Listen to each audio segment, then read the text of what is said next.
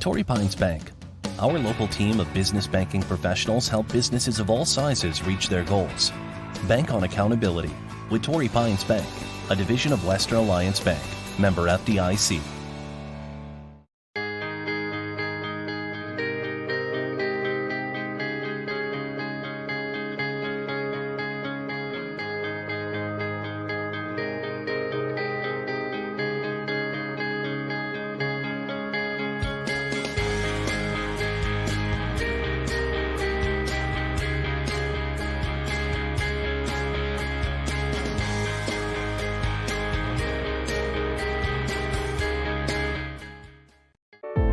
Solving complex problems requires collaboration. Making a real impact demands compassion. The Deloitte Health Equity Institute is passionately committed to both in order to advance health equity. Join us in helping build bridges to more equitable outcomes and improved well-being for everyone.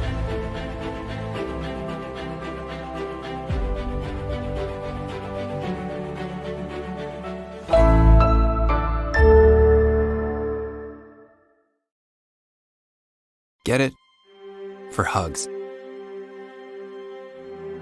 Get it for haircuts. For birthdays and birthday cakes. For family photos and dreams come true. Get it for holding hands. Live shows and movie magic. Get it for prom night and slow dances. For drinks, dessert, and everything in between. For the friends who become family. Get it for big swings, big adventures, and the biggest days of your life.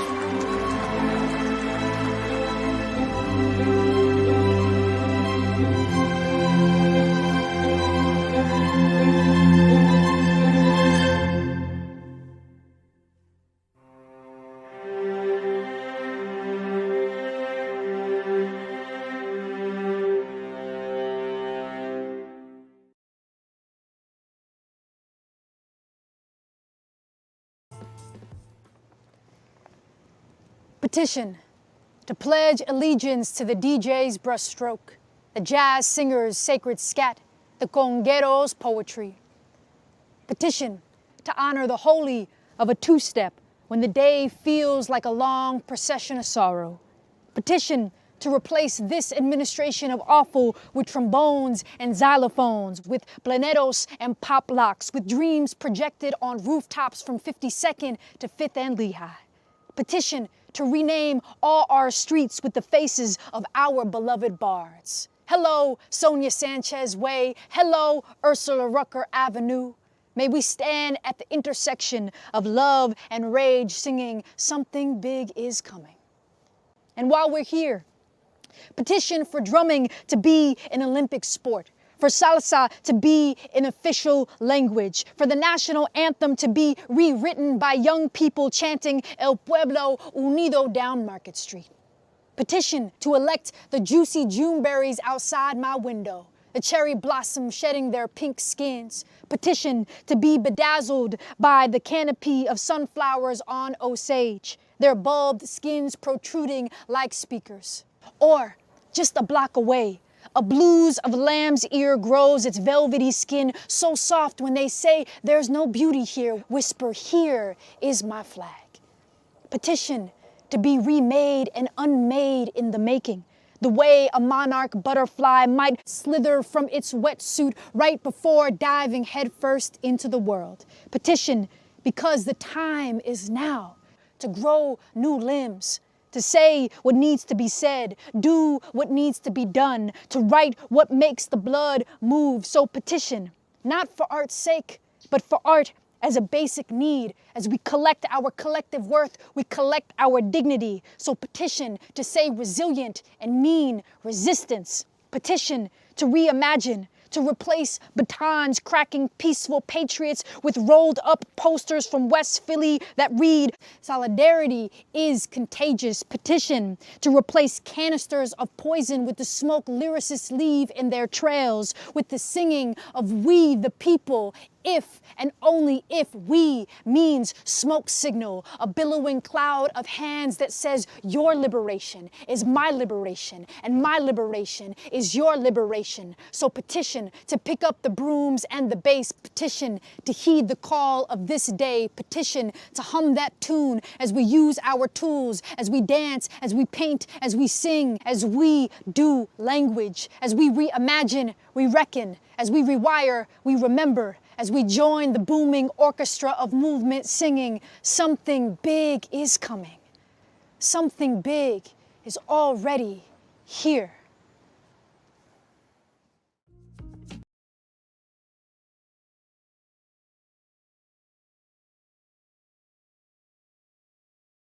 Good morning. I'm Dr. David Carlisle, President and CEO of Charles R. Drew University of Medicine and Science. To our speakers and our panelists, to our sponsors, and to everyone in our CDU family, our Board of Trustees, faculty, staff, students, alumni, friends, supporters, and guests, I extend to you all a most sincere welcome and thank you for joining us for the third installment of our virtual Leadership Summit, co-presented by Blue Shield California Promise Health Plan and Deloitte.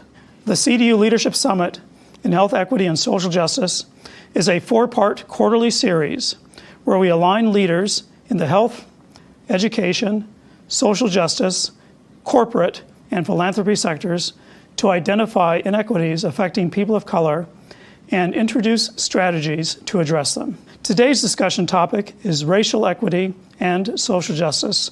What are the obligations and responsibilities of corporations today? This will be led by Ms. Stephanie Williams-Rogers, Senior Manager of Stakeholder Engagement for Blue Shield of California. I'm sure you will enjoy her participation and hearing the perspectives of our brilliant panelists later this morning. Beginning with the tragedy of George Floyd's murder last summer, millions of individuals from all walks of life have become increasingly aware and intolerant of the harsh realities of social, moral, and economic inequality faced by people of color. This is undoubtedly aided by the prevalence and popularity of social media in the past decade, which allows us to share, feel, and respond to our lived experiences in real time. More leaders are accepting the inevitable reality that their businesses cannot thrive by solely operating out of their own best interest. Instead, they must focus on what's best for society at large. The smartest leaders understand that when society is doing well, so does business. As I did at the previous Leadership Summit, I'd like to begin with a few definitions as a primer to this morning's discussion. First, corporate social responsibility, also known as CSR, refers to practices and policies undertaken by corporations that are intended to have a positive influence on the world. By practicing CSR, companies can be conscious of the kind of impact they're having on all aspects of society, including economic, social, and environmental impacts. Second, corporate social justice can be considered a step up from CSR. It goes beyond charity and environmental work to focus on the experiences of groups disadvantaged or worse, harmed by society. According to the Harvard Business Review, corporate social justice is a framework regulated by the trust between a company and its employees, customers, stakeholders, and the broader community it touches, with the goal of explicitly doing good by all of them. Corporate social justice requires organizations to deeply integrate how they're behaving internally with how they behave externally. While both CSR and CSJ are designed to create positive societal change, corporate social justice is a necessity of how an organization operates, not just a marketing strategy. Why is it important that businesses pursue good corporate citizenship, be it through corporate social responsibility or corporate social justice? To engage in these practices means that, in the ordinary course of business, a company is operating in ways that enhance society and the environment, instead of contributing negatively to them. CDU's mission, vision, and values are perfect examples of what the unwavering pursuit of corporate social justice and corporate citizenship look like. Its mission to cultivate diverse health professional leaders dedicated to social justice and health equity for underserved populations has been the same as it was when the university was founded 55 years ago in 1966. The institution's vision to attain excellent health and wellness for all in a world without health disparities is far more significant than just maximizing profits and churning out degrees. The university is very intentional and deliberate in its development of healthcare professionals who deliver timely, compassionate, and culturally relevant care to their patients, no matter where they are in the world. The CDU advantage that students gain upon graduating from the university does not just benefit local communities, but global ones as well. There are literally thousands of communities, such as the one surrounding CDU, around the world. And it's important that health professionals are trained in how to serve them with excellence. CDU's values of community, leadership, excellence, diversity, integrity, and compassion have a common link, the bonding together of individuals whose passion is to empower communities through education, advocacy, and community engagement. CDU is a community-founded institution established in direct response to systemic and social inequities, many that still exist in the present day. For us, it never has been and never will be solely about profits. People who come to CDU, be it for work or school, do so because they want to leave the world a better place than they found it. With this as our background, I'd now like to introduce Mr. Josh Lee, Principal and Healthcare Provider Strategy Leader for Deloitte, our co-presenting sponsor, who will be providing brief remarks. Following Mr. Lee will be Ms. Stephanie Williams-Rogers, Senior Manager of Stakeholder Engagement for Blue Shield of California, our presenting sponsor and longtime valued partner of CDU, to offer remarks and begin introductions before moderating this morning's discussion.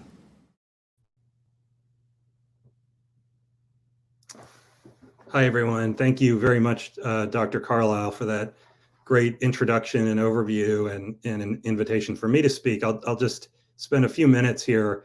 It's a real honor for me and for Deloitte to serve as a sponsor with CDU's Leadership Summits to increase engagement of others in health equity, have an open dialogue, and discuss impactful strategies to promote a more equitable and resilient health ecosystem. And I'm really looking forward to the time we're going to have here together. I'd like to just say a little bit about Deloitte's beliefs and actions that we're taking in the crucial area of health equity. Deloitte believes that health equity is a moral imperative that requires business solutions. Current inequities in our healthcare system lead to worse outcomes, which leads to increased cost and a burden on society. And, I think, as you said, Dr. Carlisle, we're really committed to changing the basis of competition in healthcare by bridging purpose and profit to generate health and lift the human condition. We'd love to see the same level of energy focused on innovating and bridging some of these gaps as we see in chasing profits. Earlier this year, Deloitte launched the Deloitte Health Equity Institute. It's a new social innovation and knowledge development organization that hopes to move the field to advanced health equity as an outcome. Our main objective is to drive exponential change through pro bono programs, philanthropy, and cross-industry collaboration. We're leveraging Deloitte's wide array of resources and applying them in a data-driven way to work with community collaborators and conduct in-depth research to help address what we believe are the root causes of health inequity, racism and bias, deep disparities in the non-medical drivers of health, and structural flaws in the health system. I personally am leading a pretty exciting global initiative in conjunction with the World Economic Forum to strategize and develop tools to equip governments and businesses to make positive advancements in addressing the social determinants of health. And sort of as we've started to see with the progress of the climate movement and ESG, we'd really like it to be common practice, widely spread practice, that boards and leadership teams in all industries will start to think about their health footprint in the same way that every company now thinks about its carbon footprint, to really think, measure, and improve the health impacts that they're having in the world.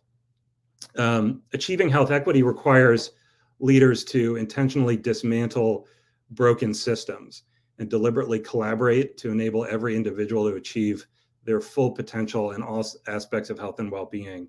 Every community has an opportunity to advance equity and justice.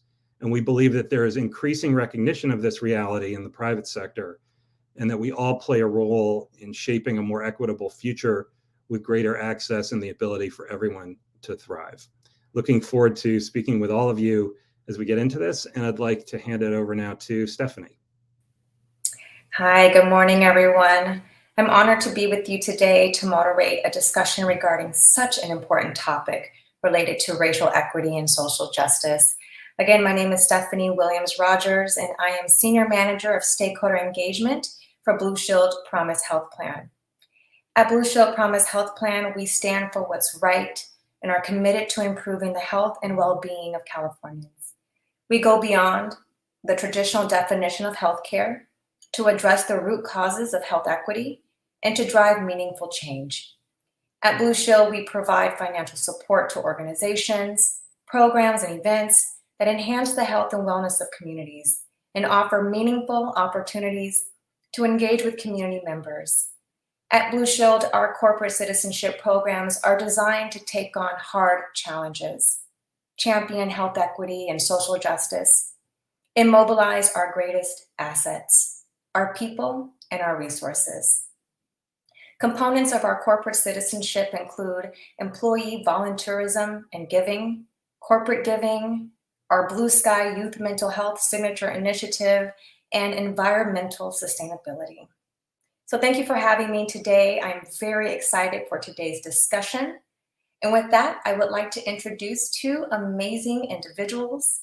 First, Arthur Ochoa. Arthur is an accomplished executive, attorney, and civic leader. As Senior Vice President of Advancement and Chief Advancement Officer, he leads Sinai's external relations, including community engagement, development, and marketing communications. Ochoa's civic leadership includes serving as board chair of Charles Drew University of Medicine and Science, which is both a historically Black graduate institution and a member of the Hispanic Association of Colleges and Universities. He is also board vice president of Marlborough School. Ochoa is a board member of the Pacific Council and International Policy, a member of the Yale Law School Association's executive board, and an honorary trustee of the Mexican American Bar Foundation. Arthur lectures frequently on communications, corporate governance, legal management, and philanthropic matters. Welcome, Arthur. Next, I'd like to introduce Angela Minifield, another dynamic individual who for nearly 30 years has been dedicated to health professions education access and to equitable healthcare accessibility for underserved and under-resourced communities. Angela is currently the Senior Vice President of Advancement and Operations at Charles Drew University of Medicine and Science, where she directs and oversees the university's fundraising, communications, government and alumni relations, human resources, facilities, and risk management activities. Since arriving to CDU, Angela and her team have raised gifts and investments totaling over $46 million. Angela earned her Bachelor of Arts degree in Biological Science from the University of California, Santa Barbara, and a master's degree in Public Administration at Golden Gate University. Ladies and gentlemen, please welcome Mr. Arthur Ochoa, who will be interviewed by Angela Minifield for a conversation on racial equity and social justice. What are the obligations and responsibilities of corporations today? Thank you, Stephanie. Thank you so much. Art, let me first thank you personally for agreeing to participate in today's Leadership Summit and for really being bold enough to have a conversation about racial equity and social justice. What are the obligations and responsibilities of corporations today? You probably agree that in all likelihood, 10 to 15 years ago, Art, we might not have been having this conversation, particularly not in this forum and not at this level of detail. But now, corporate social responsibility, corporate social justice, and racial equity are hot topics. Why do you think this is so? Well, thanks, Angela. And first, let me say it's a true privilege to be here today in this forum, and it's my great pleasure to be in conversation with someone I respect and admire so much, both in my role as a trustee at CDU, but also as a fellow practitioner and professional of the fine art of advancement. And so, in any case, it's a real pleasure to be here. I think you're exactly right. A decade ago, we wouldn't be having this conversation. We wouldn't be having this conversation in the way and at the level that we're having it. And it's certainly been a long time coming. There's no question about that. And what I will say, and I think this is what Dr. Carlisle said. And what Stephanie and Josh also alluded to too, is we've been on this evolutionary track, I think, over the last multiple decades. I mean, I remember, coming of age in being in college during the South African divestment conversations, efforts, protests of the 1980s, and then beginning work in the exempt organization world and as a practicing lawyer during the times that endowments were beginning to grapple with kind of ethical investing, and that's been an interesting evolution. And now we're not talking just about ethical investing, but we're talking about what's appropriate and what's ethical for organizations to be doing in terms of lines of business, and so the conversation has definitely evolved over time. I'm glad we're here. Obviously, what happened last summer with some of our racial reckoning, COVID, the health disparities being laid bare during that time frame, and climate change that's accelerating seemingly at an incredibly rapid rate, I think are all coming together in this crucible and creating this moment in time where this is an incredibly hot topic, and I'm glad we're having the conversation. Thank you, Art. And I definitely agree that last summer's activities, amongst George Floyd, Breonna Taylor, Ahmaud Arbery, too many others to name, quite honestly, have led us to a larger and deeper conversation about racial equity, about social justice, and what we can do as a society to address some of those ills. And I think, I'm proud that CDU is an institution that this isn't something that we just started thinking about. It's really part of our DNA. It's part of our evolution as an institution, having been born 55 years ago out of the Watts riots to address some of the inequities that we're seeing not only across the country, but still right here in South Los Angeles. So again, thank you. Art, you are the Chief Advancement Officer at Cedars Sinai. Indeed, one of the nation's best hospitals. And I want to, again, congratulate Cedars on ranking number 6 in the U.S. News and World Report for best hospitals most recently. Why has Cedars decided to take on corporate social responsibility? Well, Angela, just like with CDU, I think this is deeply woven in our DNA. And you go back to the roots of our founding in 1902, on the east side of town in Angelino Heights, in what was essentially a 16-bed hospice, tuberculosis hospice. We were founded by the Jewish community, but for all of Los Angeles. And our institution was founded really as a response to not only community need in terms of health, but also discrimination. The fact that Jewish physicians, Jewish nurses couldn't be employed or wouldn't be employed in other healthcare settings. So in our institution proudly, from its very beginning served everyone, not just Jewish patients. And so, going back to our humble beginnings in, 16 beds in Angelino Heights to what we are today with, at the confluence, at least the flagship at the confluence of West Hollywood, Los Angeles, and Beverly Hills, and with multiple hospitals and facilities throughout Southern California, we have continued to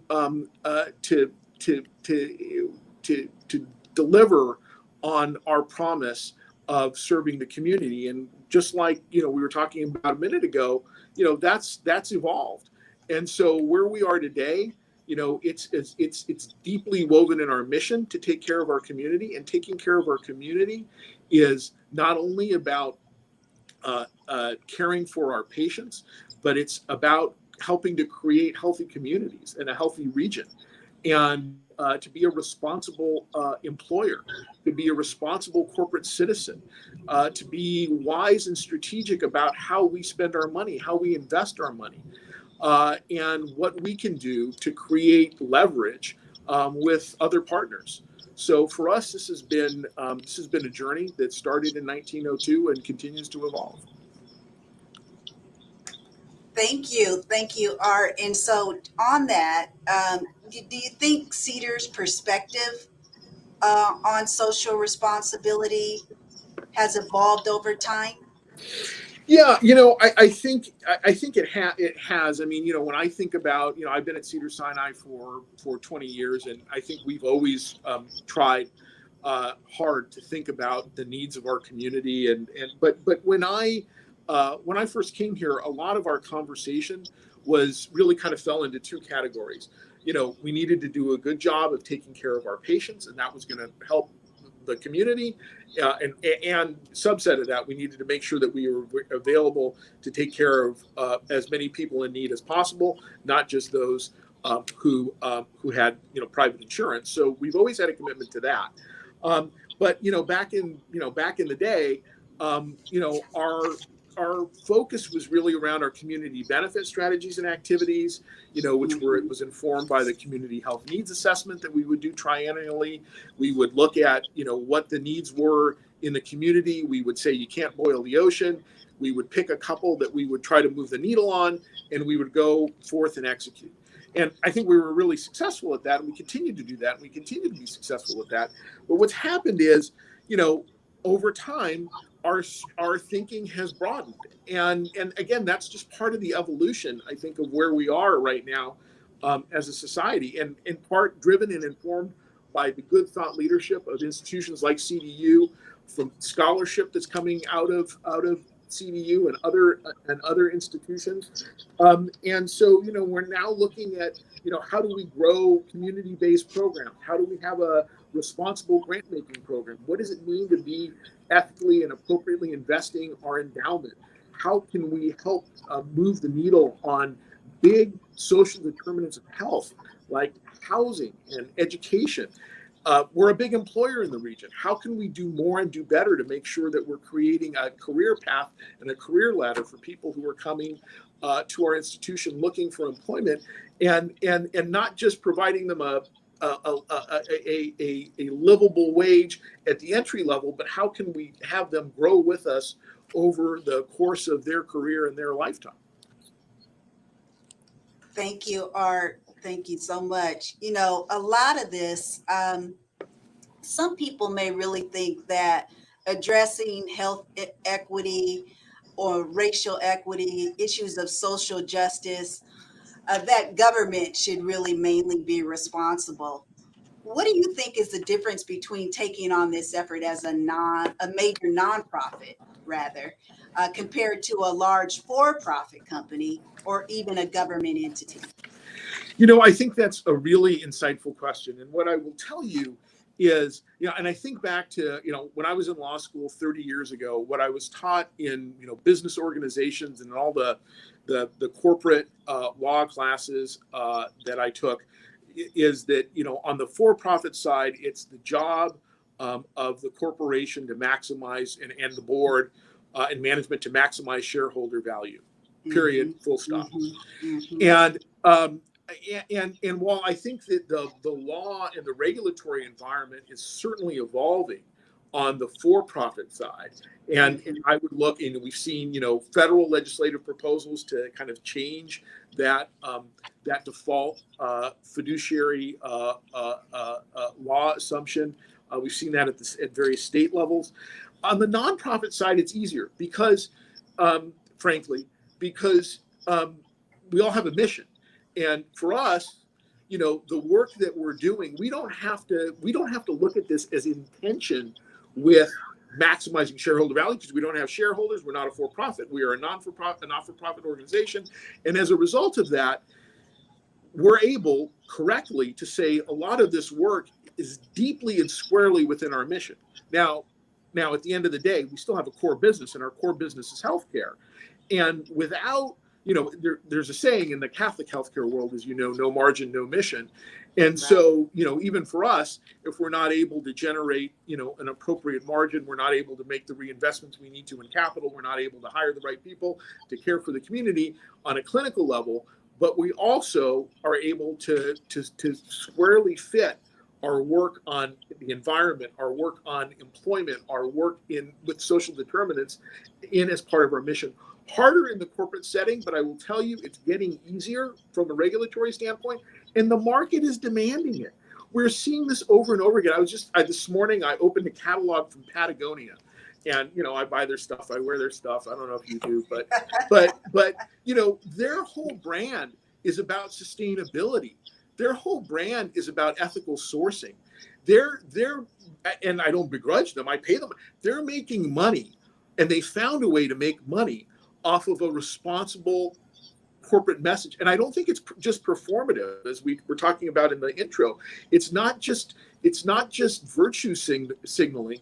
It's real. They found a way to ingrain that in their business model, and I think more for-profits can do that as well. Okay, nice to know. Patagonia is where you get some of the wardrobe. Okay. Yeah, well, not this today, but if they made a blazer, I'd be wearing one. Okay, I know Levi's has also done a considerable amount of work in terms of corporate social justice and corporate social responsibility, long cited for their efforts in that realm. How do you address the financial burdens of social responsibility? And actually, I think I want to ask that a little bit differently. Sure. If there's a greater good that comes to society, why may some companies, or even some in the nonprofit sector, feel like corporate social responsibility, or social responsibility rather, social justice, is a burden? Yeah, and you certainly hear that resistance, and I find myself in those conversations. I'm sure you do too. And I think it's probably three things. One, everyone and almost every industry is always afraid of government regulation. And so to the extent that we're talking about a regulatory solution and a regulatory approach to this, I think rightly so, potentially, for-profit and nonprofit organizations are saying to themselves, oh my gosh, I'm worried that, we're going to end up with this regulatory burden, and the government's really not going to understand how this should really work, how I need to conduct my business. And as a result of that, they're going to be, either wrong-headed or heavy-handed with that. And I have to say, I understand an aspect of that. The other part, though, is I think it's deeper than that. On the for-profit side, people will hide behind the maximize shareholder value theory, Right, absolutely. which is, which is an operative aspect of the law, but it's not the only.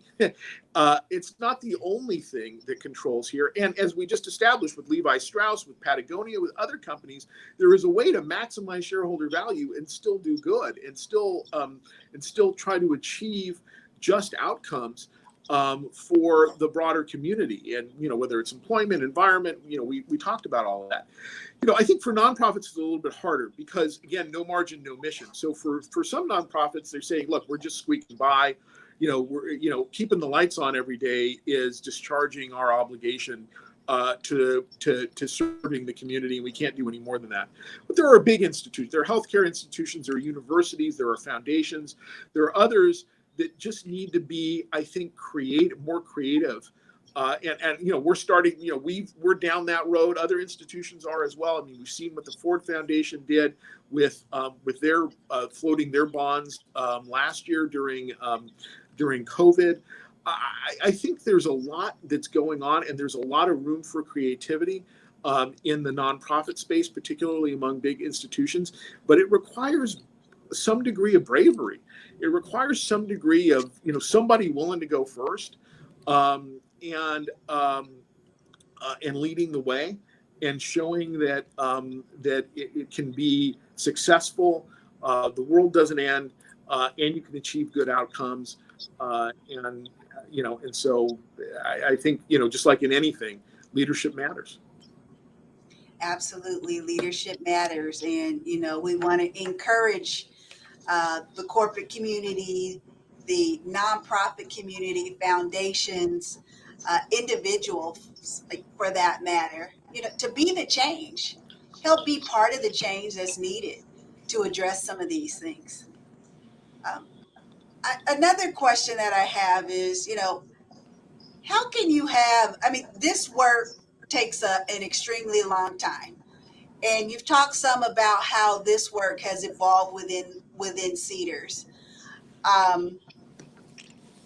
can you have successful short-term goals when these efforts seem so long-term, or so, it's not easy. It's not something that it's not faddish. Right. And it It's shouldn't be something that faddish. comes and goes. It's something that must be sustained. And so can you talk about that a little bit? Yeah, and you're right, Angela. It shouldn't be faddish, right? Because faddish is we call it faddish now. I think the word is performative or virtue signaling or whatever, right? It's all kind of the same thing, and for this to be meaningful and real, it's got to be sustained. And so I would look at this, and I do look at this, and in the conversations that I'm involved with, we look at this as like we would any other aspect of corporate or organizational strategy.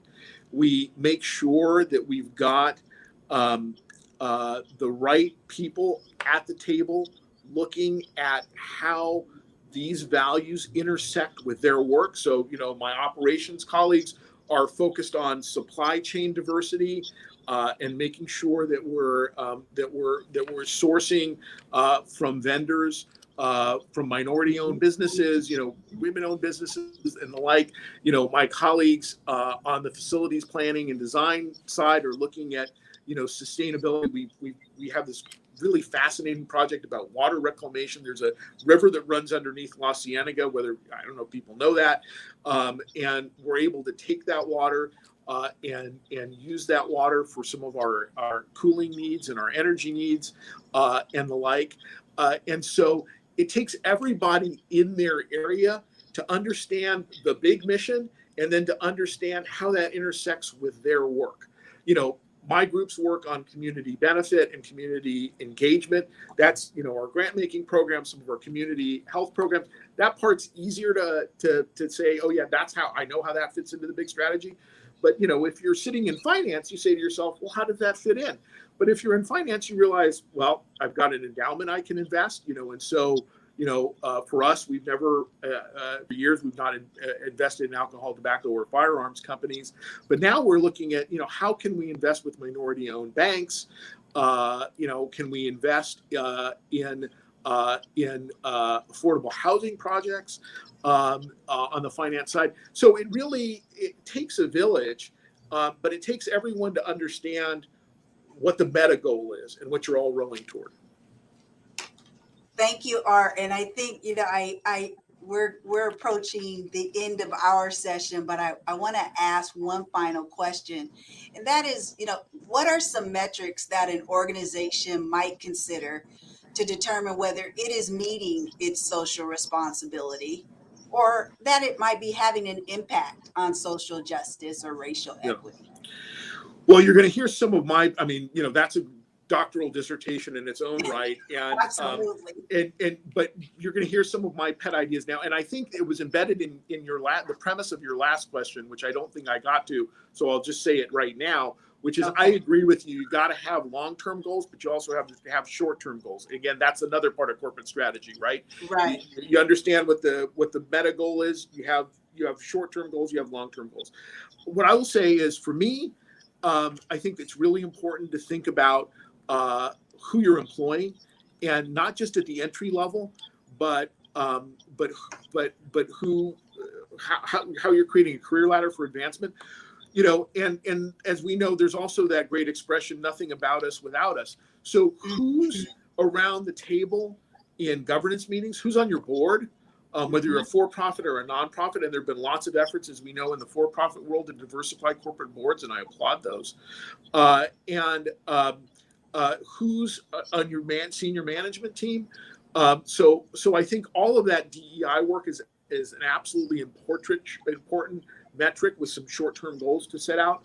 I also think that if you're in the world of purchasing and buying stuff, there's a lot of stuff you can buy from diverse suppliers, and that's a relatively easy thing to do responsibly. Easy for me to say because I don't run it, my colleagues do, but I think that it is relatively straightforward to implement, and it's one where you can achieve huge wins. And then if you do have dollars that you're investing in a corporate treasury or an endowment on the nonprofit side, there's a lot you can do there to move the needle and still get a return.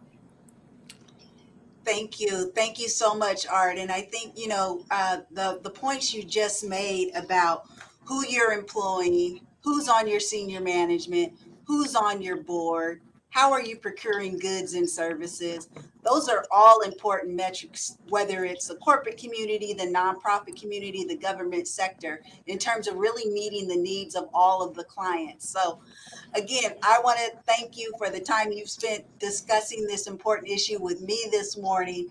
And now I would like to turn things over to Ms. Stephanie Williams-Rogers, Senior Manager of Stakeholder Engagement for Blue Shield of California, to moderate this morning's panel. Thank you, Stephanie, again.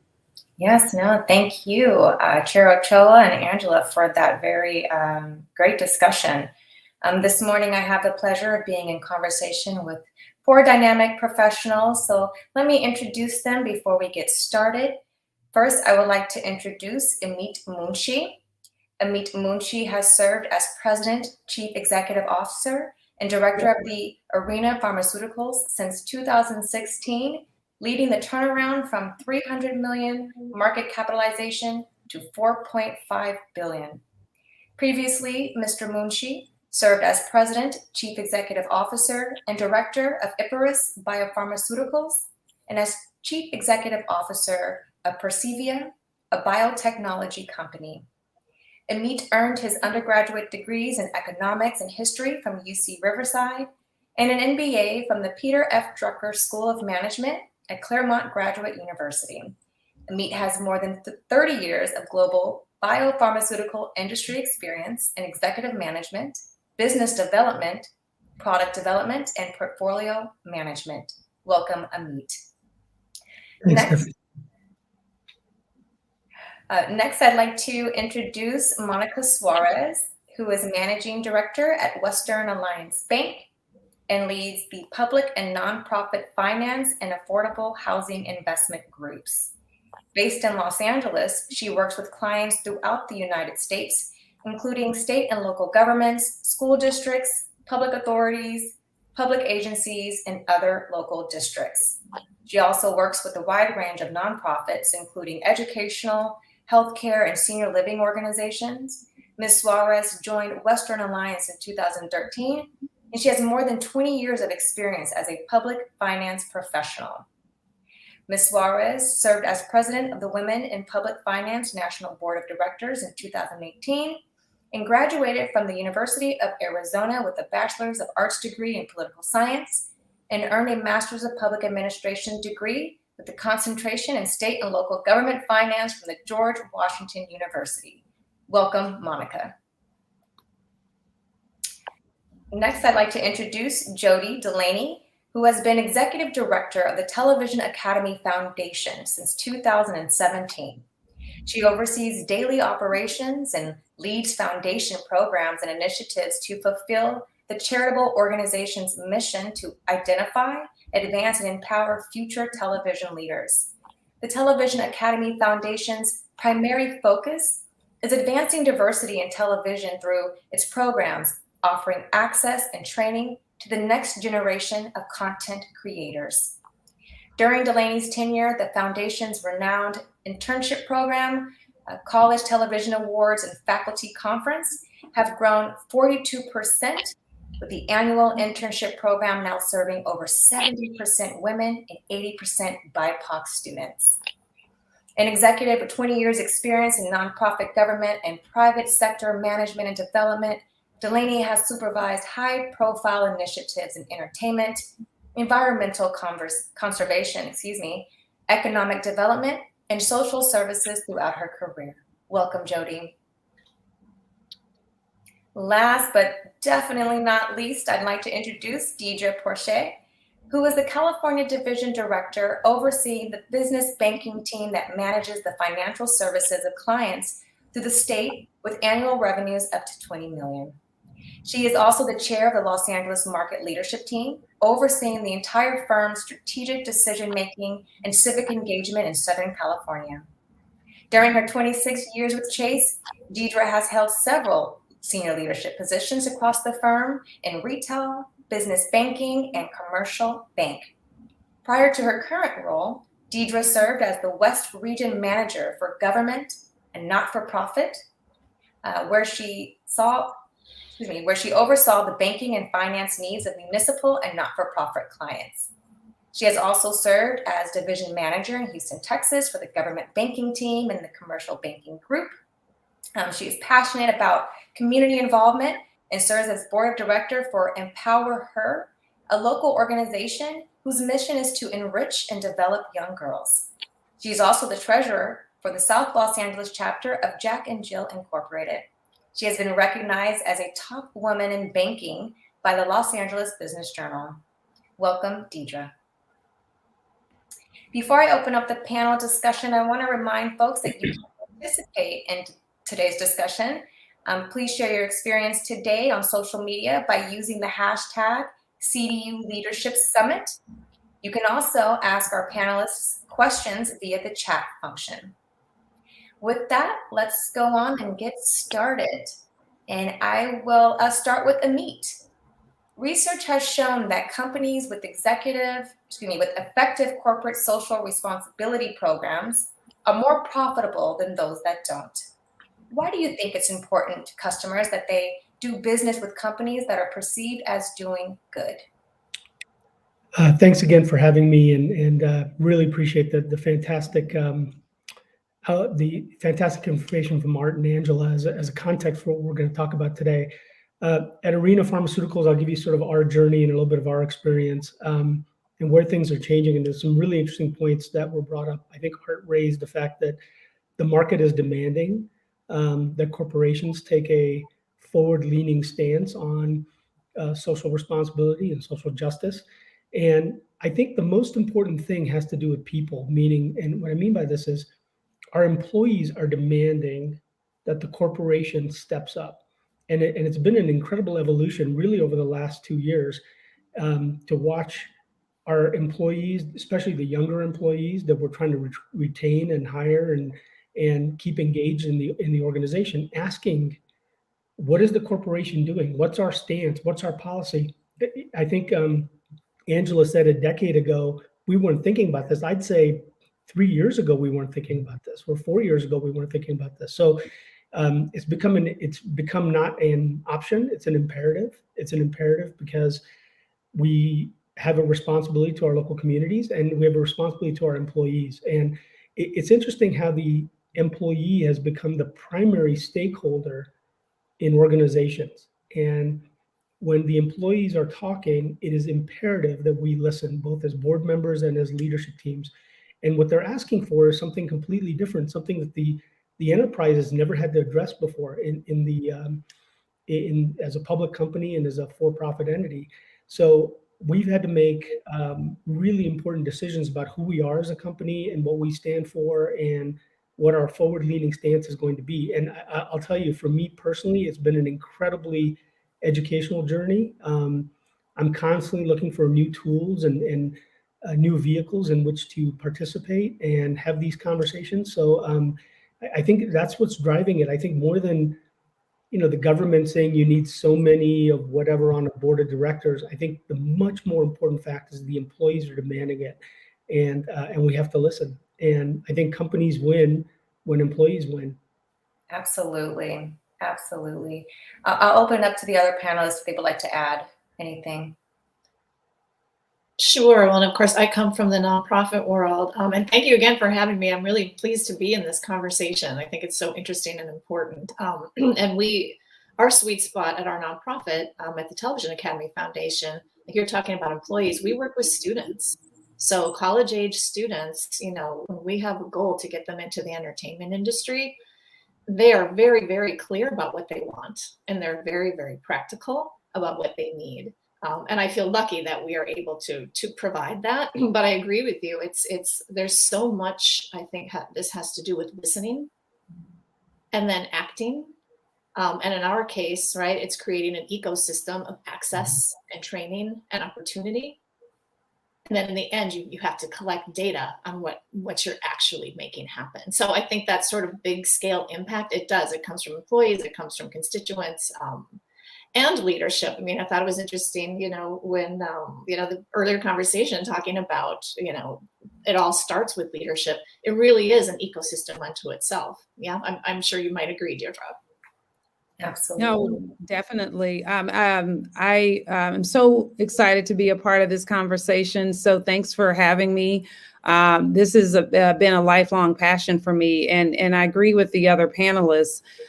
I think consumers, I think all of us collectively understand that this will only be solved with public, private, community coming together to get this work done. It's our collective responsibility to do this work. And I think everybody intuitively understands that. But I think it was Monica that mentioned that leadership's role is a really important one. Our chairman and CEO, Jamie Dimon, is on record saying that it is the collective responsibility of all of us to make an impact. And there's work to be done. And, especially when you consider all that's happening, the low wages, the extremely high home ownership and home living cost, just all of the impacts that we've experienced. The only way this work is going to get done is if we approach it collectively. Mm-hmm. It definitely takes a collaborative effort. Thank you, panelists, for sharing your thoughts. I'm going to ask Monica the next question. What separates well-executed corporate social responsibility and corporate social justice initiatives from what many people would call PR stunts? Well, I would say the efforts need to be authentic, and that's what customers and employees are looking for from the companies that they work for and do business with, and that's what I think really resonates with people. It has to be actions that are intentional and that can be measured and evaluated and show that they are producing the results that everyone is intending. Absolutely. Two key words stuck out at me, authentic and intentional. Absolutely. Amit, do you have anything you want to add to that question? Yeah, I was just going to add one other word. We're picking out the right words. I think it's a sustainable effort, right? So it's not a lurching from something that's a flavor of the day, right? We have to move from fashion to style, right? This is just a big difference between the two, and it starts with the mission of the enterprise, right? And the mission of the enterprise is to, and I'll speak to biotech companies, In the world of biotech companies, many companies are lurching from catalyst to catalyst in terms of data readouts. They're looking to potentially get bought by a bigger company. We at Arena made a commitment to actually build a sustainable enterprise over a long period of time. So you start with that, and then you back into what does it take to build sustainability with the giant capital S. You now have to pay attention to a much broader basket of issues than you would have to if you were kind of lurching toward a sale of a company or you were building to sell the company. So I think it starts with that corporate mission. This is the conversations we've had internally have to do with a multi-year commitment, to the point where these commitments are sustained well beyond the time that I'm the CEO of the company. And I think that's really, really important. And I think we've really encouraged our teams internally to start taking a point of view about what do we do in terms of social mobility, right? And so in terms of biotech and hiring people with STEM backgrounds, and is there enough of a talent pool in the local communities to be able to hire from? And so you start with things that are sustainable, that'll maybe not make near-term impacts. And I think the conversation was had around short-term versus medium-term versus long-term. Unfortunately, our business is a long-term business. Drug development is a long-term horizon. Building a biotech company is a long-term endeavor. And so that sustainability in terms of our effort, authenticity is important. Sustainability, I think, is be able to sustain that authenticity over a long period of time, I think is our real challenge. I'll raise one other important point, which is, this has been such an eye-opener for me over the last couple of years. We are not equipped to have these conversations. So I'm really glad to be having this conversation, because we as public company CEOs, we've never been equipped with this. We're not taught this in business school. You don't do a rotation when you're at a big pharma company in some of these key areas. It doesn't exist, right? So we're learning along the way. And I think that kind of sustainability over a long period of time is going to be absolutely important. This is not going to happen overnight. It's great to have short-term objectives, but this is a long-term commitment. Mm-hmm. Got to be in it for the long haul.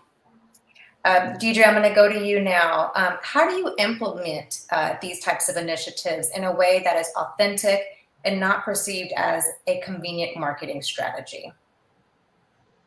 Yeah, it's a great question. When Amit was speaking, it had me thinking about the journey that I've been on with JP Morgan Chase. I'm a little bit of a unicorn.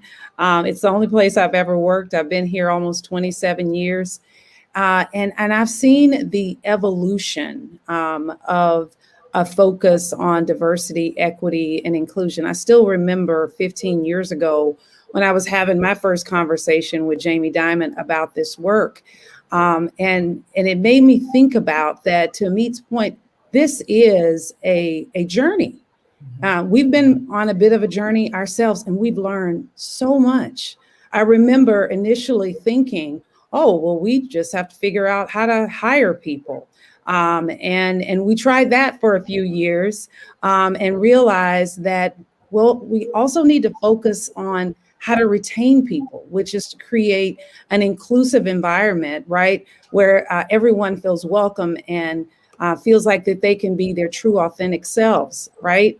And then when you think about, some of the challenges we faced as an economy along the way, when you think about the economic turndown we've experienced and the pandemic we find ourselves in, I truly believe it is about the journey. And so I really hope that the conversations we are having invite other corporations and stakeholders to join in the journey. Because one thing that has been clear to me over these 27 years is it's not one company that gets this done. It's not one sector. It's not one community stakeholder. It is this collective commitment. We also talked earlier about how important people are to our employees are to this journey. And that is definitely an area where I have learned a ton as we brought on new leadership and those that are growing in leadership. JP Morgan Chase made a commitment 2 years ago to hire 5,000 African American students over 5 years. And we are well on our way in that journey. And I can tell you firsthand, I have learned so much in terms of the perspective that they bring, the ideas that they bring to address these issues. So I really do think it's all about that commitment, that it is, you do have to have the short-term goals, but you have to be in it for the long haul. And you really have to invest in the right people within your organization, be committed to that so that you can continue to grow and evolve your strategy and your plan over time. Thank you, Deidre. I completely agree. Employees are an organization's greatest assets. And so I definitely agree with your comments. I do want to remind folks joining in today that you can add any questions or comments in the chat relative to what we're discussing. You can share your own thoughts or ask questions of the panelists, and we'll have time later on for Q&A. But now I want to call on Jody to talk about what impacts have you noticed from your own organization's commitment to corporate citizenship? Well, I will say that, our mission is to, empower and identify and assist the next generation of leaders in television. So it's a little bit different than banking and pharmaceuticals, though maybe not so much, right? And I think for us, the primary word is access. And we've made it. I was lucky when I came on this job in 2017. The chair of our board was the head of the Gina Davis Institute, and if you've ever checked into their work, it's really unique in that they are measuring, how many Black and brown faces are on the screen, how much agency do female characters have, how many words do they get to speak on a script. It's really, really unique work, and I think in my role, being able to provide access to students who wouldn't normally have it, it's really our operative word, right? And when you get down into the training, we've used this word a lot here. It's being intentional, and a lot of people have asked me, well, goodness gracious, how are you getting those great diversity numbers? And I just say, this is not a magic trick, and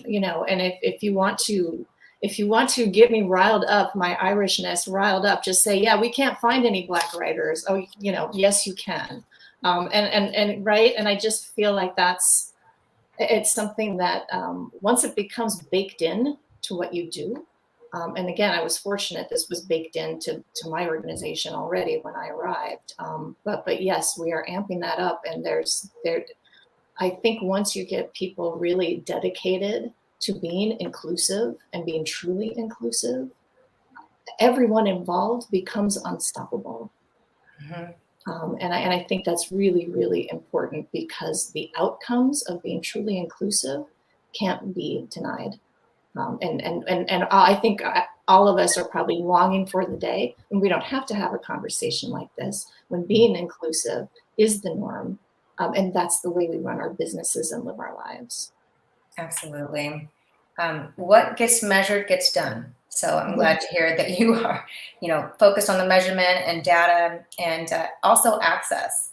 Mm-hmm. And so I'll go over to Monica if you had any comments you wanted to add. Yeah, I would say, and I'm joining you from Chicago. I am at a conference. It's the 25th annual conference of women in public finance. And a lot of the topics we're talking about today, were topics discussed in our conference earlier this morning. So I'm feeling particularly inspired, and I'd say the message throughout all of this is it's time to take action. There's been enough talk, and this has been something, gaining awareness, but it's time for people in senior leadership positions to take action. And I'd say, that's really what resonates with me, in any way, as me as a, mid-level manager, senior manager for the bank is, what actions can I be taking to make sure these initiatives are implemented? But I would say that what I have noticed most is in our recruitment and interviewing with entry-level analysts coming into the bank. These are the questions they are asking. What does the bank do to support the communities in which it operates? What do you do to ensure that you have a diverse workforce? What are you doing to ensure that compensation and promotions are fair within the bank? So those are all questions that this generation, coming into the workforce, these are important questions for them. What flexibility do you offer to me? These are very important issues to this generation, and I think we're all kind of looking to see, how do we respond? How can we, assure this generation that yes, by coming here, we're not just solely focused on corporate profits, but we care about you as an individual, that your input is heard, that you have opportunities, and that those opportunities are applied fairly, within the company. So that's what I would say. And, one of the themes that we have at Western Alliance is people, performance, and possibilities. So that's something, that we put out to our workforce, and as we're recruiting and making sure we retain our workforce, that's something we think about every day. Thank you, Monica. I agree. And now with COVID-19 giving us a new normal, I'd like to go to Amit with this question. How has your organization's commitment to corporate citizenship changed in the age of COVID-19? Thanks. I think there's two components. One is just to echo what Monica just said. The employees are demanding it, and I made that comment before. But our shareholders are demanding it. Our top shareholders of Wellington and BlackRock and Fidelity are asking for ESG metrics, and we're incredibly proud. Tiny arena at our what is a fairly nominal market cap, where we exceed larger companies like AbbVie and BMS in our ESG ratings, and we took that as a mandate 3 years ago. We have a board committee that oversees it. Those are steps in the right direction, but again, it's a long-term journey, and we continue to get better every year. We continue to set goals for ourselves. I really want to, Jody, you made the comment, are we that different? Are we that similar? But I think there's so many similarities between for-profits and not-for-profits, and, getting that base of students that have access, I think is the word you used. We call it role modeling. Are we working with historically Black colleges? Are we working with universities like the one I went to, UCR, which has the highest rate of Pell Grant kids in the country and highest rate of first-generation kids in the country? And are we working with them to give them the right internship opportunities? So they're working in a chemistry lab over the summer as opposed to working at Big Five Sporting Goods, and these are kids in the STEM field. So there's a lot of that role modeling I think is really important. I think the comment was made, what is the what's authentic versus what's a near-term marketing gimmick, and we're fundamentally not big fans of just writing checks to organizations, to not-for-profit organizations. I don't think that drives the kind of change we want to have in our local communities. It starts with taking 10 kids at a university and making sure they can work in the biology lab or the chemistry lab over summer for an internship. It's down to that level of practical, pragmatic things that a relatively small pre-profitability company like us can do. And it doesn't have to be giant checks written all over the place. It really starts local, and it starts one person at a time. And I'm a big believer of that, and I've been really spending a lot of time with our teams internally trying to get that message across. Absolutely. Sometimes it just comes down to giving that one person an opportunity that wouldn't normally have it, to provide them with that access to widen the pipeline for those that have not been represented in the past. So I appreciate your comments on that. Deidre or Jody, do you have anything you wanted to add in terms of how your organization's commitment to corporate citizenship changed in the age of COVID-19? Yeah, I'll add. Let me just say, I was talking earlier about this journey that we've been on to try and work to close what we all know has been, frankly, a wealth gap, a racial wealth gap. And, you know, in our efforts with some of the programs that we've done, we sought to, you know, continue to help provide education to Black and Brown populations and make education opportunities available both internally and externally.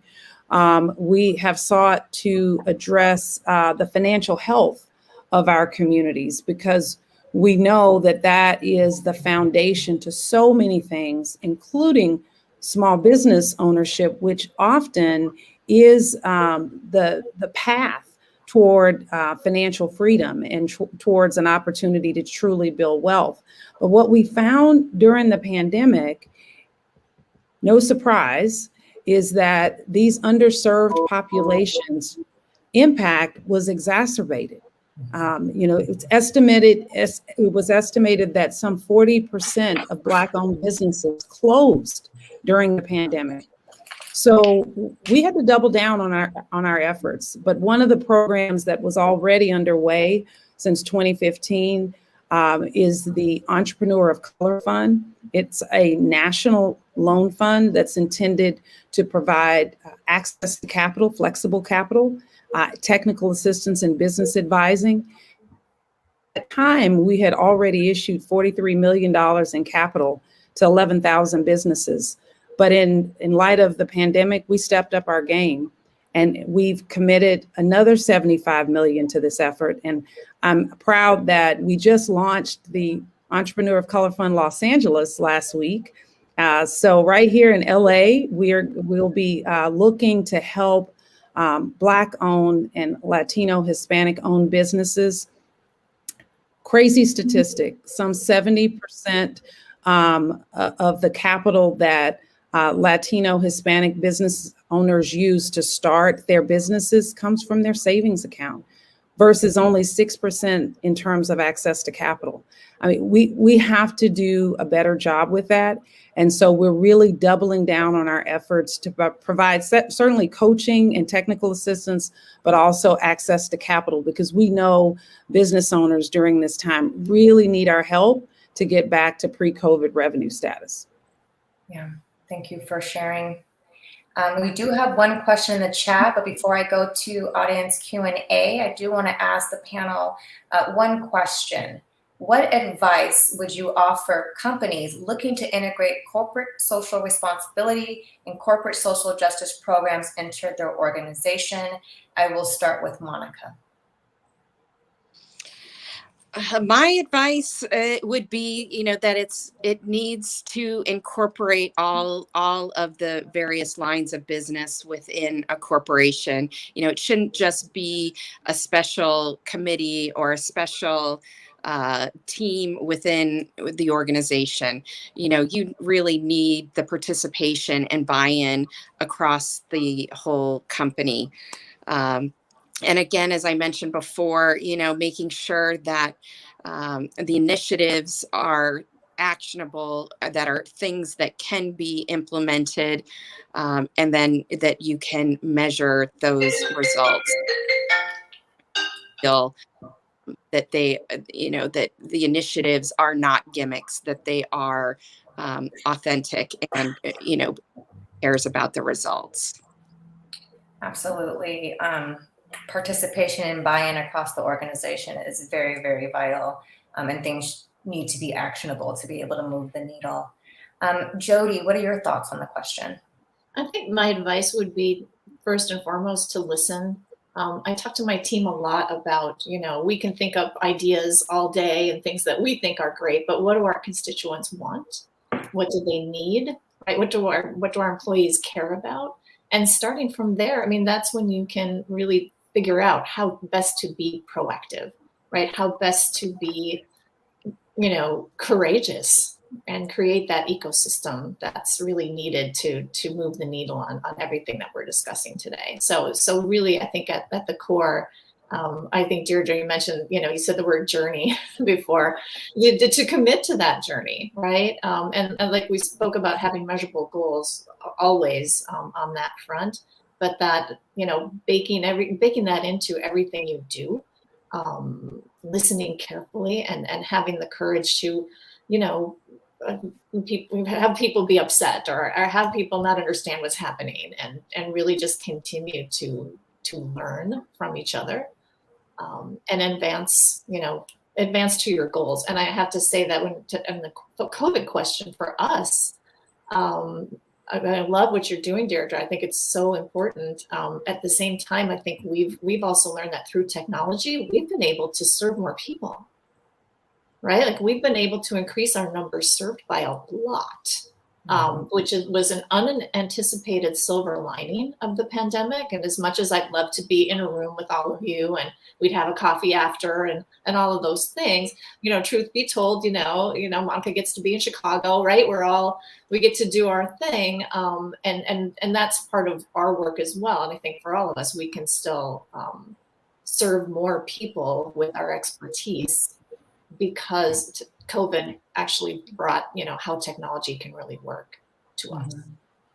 Yeah, it's very important that leaders in the organization are courageous, but are willing to listen, as you said, and listen and act, right? So I appreciate that, and just making the equitable pieces systematic. So no matter who's serving in those leadership roles, it is ingrained in the organization's DNA. Amit, I would love to hear from you your thoughts on the question. Yeah, see, we made a series of decisions a couple years back as part of the journey, and it was kind of pre-COVID. It was started with the ESG, and we took a hard look at ourselves, and instead of starting with the commitment externally, we started with a little bit more introspection in terms of what are we doing, what are we not doing, et cetera. Our board of directors is extremely diverse, 44% female, as an example, which I can't think of another biotech company that has big, small, medium, or large that has this type of diversity. And so it starts with that. We talked about the commitment, we talked about the journey, we talked about authenticity.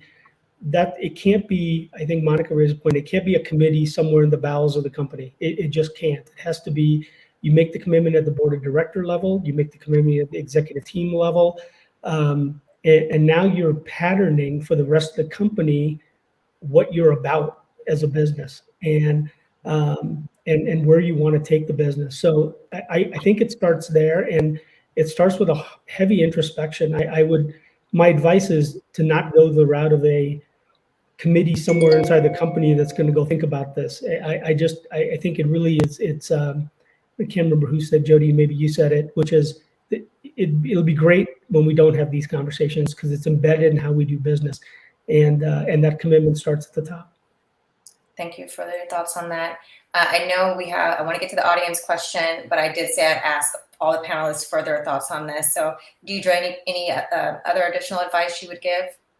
And I'll make it quick, but I think we all are saying something similar. One of the things we have challenged ourselves on at JP Morgan Chase is to listen, right? We have to be listening to our employees, to our community, to stakeholders, and really listening, not assuming we know what's best, but listening for what all the stakeholders believe is really important. And then we have to learn. I said we're on this journey. So we're in different places, both internally and externally, on the acumen we have around the issues, what we know about systemic and structural racism, how we apply what we know to improve our systems and our processes. So we have to commit to learning, to being on a journey to learn. And then finally, we have to lead. We have to lead. We, in our respective industry, in the communities we serve, we have to step out. We have to be comfortable being uncomfortable, and we have to lead. And so I appreciate so much Amit's comments earlier about like, this is new for a lot of organizations to have, you know, the entire leadership team operating committee out addressing these issues directly, but it's what it takes. It's what it will take if we're going to make this sustainable and get to a place one day where we're not even talking about this because it's ingrained in our processes. Absolutely. All right. So on to the audience question in the chat. I will ask Monica this question. Are government requirements and regulations the only lever for large-scale implementation? How can public-private partnerships work to address these issues? And that's an interesting question, because that actually came up at the conference I was in that I'm here attending in Chicago on a panel on diversity and inclusion this morning. And, you know, I think one of the issues that was raised was the only way, one of the ways that we can understand if these initiatives are having an impact is with data. And sometimes, you know, in the public sector, that data is readily available. We know you can see salaries of public employees, but in the private sector, you know, that information is held more closely and private. But you know, if that data is reported or the data are reported in aggregate, you can really start to see without, you know, pinpointing, you know, the effects of these types of initiatives. So from that perspective, I think it could be helpful, you know, that certain metrics need to be reported by the private sector so that we can see, you know, the efforts or the impacts or the results of these types of initiatives and see that they are having an impact. So, you know, from that perspective, I think reporting of data could be very helpful at, you know, to, you know, certain government agencies. Yep. Agreed. Yeah. And right. if I'm sorry, go ahead. Are we wrapping up? And I'll Yes. reserve my last comment. I was just going to make a comment. The ESG rubric, I've been a vocal advocate of the ESG rubric for exactly that point, because it gives you that reporting metric, and it's something our shareholders care about, right? So when BlackRock makes it a priority or Fidelity makes it a priority, and we do report that data, and it is reported in a transparent manner, and it's reported on a scorecard, and we're scored against other companies, and so the framework already exists. It's just a matter of whether companies are willing to make these important investments. Mm-hmm. Well, thank you very much to each of you for your thoughts and sharing information about what your organizations are doing to lead in this effort. I do want folks that are joining us to light up the chat with the words or a word that resonated with you today related to this topic of discussion. And now I'm going to hand over the mic back to Arthur Ochoa to close out. Well, thanks so much. And thank you for that great panel discussion. I know we could easily spend the rest of the day talking about this. But as we come to a close, on behalf of CDU, our students, alumni, the Board of Trustees, faculty, and staff, I want to sincerely thank you all for a very thoughtful morning of conversation. The 2021 CDU Leadership Summit on Health Equity and Social Justice is made possible through the generous support of our sponsors and partners. Thank you to our presenting sponsor, Blue Shield of California Promise Health Plan, and our co-presenting sponsors, Deloitte Consulting LLP, Martin Luther King Community Hospital, and Torrey Pines Bank. And thank you to our President's Friends sponsors, Diane and Scott Weingarten and family, LA Care Health Plan, and HealthNet. Our corporate sponsors, Hologic, Pfizer, the Southern California Gas Company, AOE Consulting, Area Pharmaceuticals, the SLAM Collaborative, Children's Health Los Angeles, Children's Hospital Los Angeles, Illumina, Chase Bank, and Anastasia Beverly Hills. And to our virtual table sponsors, Gallagher, the Tessie Cleveland Community Service Center, U.S. Bank, Anderson Barker Architects, UCLA David Geffen School of Medicine, UCLA School of Nursing, Angela Minifield, Dr. Diane Breckenridge, Sylvia Drew Ivy, Dr. Steve Michael, Compton College, Dr. Jade Vigama, Dr. David Carlisle, Mr. Carl McClaney, Liz Baskerville, Dr. Calvin Johnson, American University of Health Sciences, and healthcare staffing professionals. And to everyone who joined us today, thank you. Please plan to join us on Thursday, November 18th for the next Leadership Summit, where we'll discuss the intersection of corporate responsibility and racial equity. I think we just did that. So there's another topic on in November. We look forward to your joining us. For more information, please visit us at www.cdru.edu. Again, thanks so much. Have a great day.